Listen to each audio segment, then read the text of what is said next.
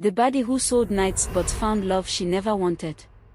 She promised herself never to fall in love again until Lagos had other plans. Amara's heels clicked on the wet Lagos pavement, echoing like a warning in the night.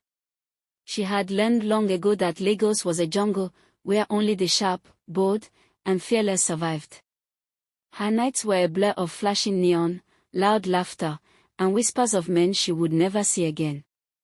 Amara did not have friends, only acquaintances, and she did not have love, only clients who thought they understood her. Once, in her naive youth, she had loved a man who promised her the world and left her with nothing but heartbreak and a hardened soul. That heartbreak had shaped her, molded her into someone untouchable, someone who could walk past men who wanted to own her and smile without giving a piece of herself. Every night she wore her confidence like armor, her red lips like a warning, her gaze sharp as a knife. Her reputation preceded her. Lagos boys whispered her name in bars, offices, and clubs, a legend of beauty and danger, untouchable yet desired. She smiled at them, let them think they could win her attention, then disappeared before they ever reached her heart. But nights of laughter hid a secret. Amara was tired. The money, the attention, the parties, all filled the air, but left her hollow, a girl with no one to tell the truth to.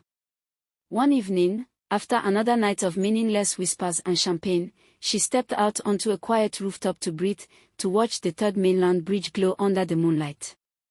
That was when she met Tond, seated across from her on the empty lounge, calm, polite, and startlingly normal. He didn't stare like the others, didn't try to charm her with flashy words or expensive drinks, he simply smiled and said, "You look like you need a friend." Amara laughed it off, suspicious. "Friend? Lagos doesn't do that." Days passed, and Tond continued to appear, always calm, never demanding, never intruding. He asked about her favorite coffee, her family, her dreams, not what she could give him, not what she could offer to impress him. At first, Amara scoffed. Why was he different? What did he want? Nothing comes free in Lagos. Slowly, she noticed the difference. Nights without Tond felt louder, emptier. His quiet presence started filling spaces no one else could reach. She tried to push him away, returning to the life she knew, clubs, laughter, fast money, men who whispered and vanished by dawn. But every smile felt forced, every laugh hollow.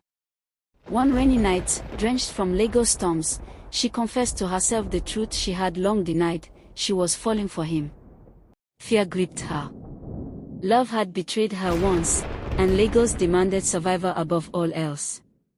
Tond called that night, gently, asking if she was okay, not demanding, not rushing. Against her own rules, she agreed to meet him at a quiet cafe the next morning.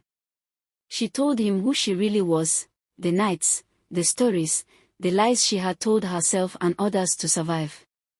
He listened, not judging, not recoiling, only nodding with eyes that said he understood. Weeks went by, and Amara slowly let him in, not with reckless trust, but cautious hope. She still walked the nights, still walked the streets with heels clicking, but her heart, for the first time in years, had a reason to return home. Her friends noticed the change. The Baddie who once lived only for herself now had a softness they had never seen. One evening, Lagos seemed to hold its breath as she stepped out of her car to meet Tond. No money, no games, no clients, just a girl who had survived Lagos and dared to hope.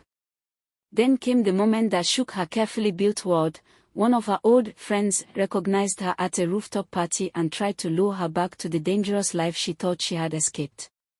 She had to choose, the comfort of old survivor or the risk of real happiness. Amara's choice was clear. She walked away from the temptation, from the familiar chaos, and into the quiet promise of something real. Tond was there, waiting quietly, not with judgment, only with patience. Love did not come like fireworks, it came like rest, slowly, persistently, and softly. For the first time in years, Amara felt seen, not used. Lagos was still loud, still dangerous, still tempting, but she had learned that even in a city of survival, healing and love were possible. The baddie who swore never to love again finally understood that love didn't ruin her, it gave her a reason to fight for herself. Please like my video, share and subscribe to my YouTube channel.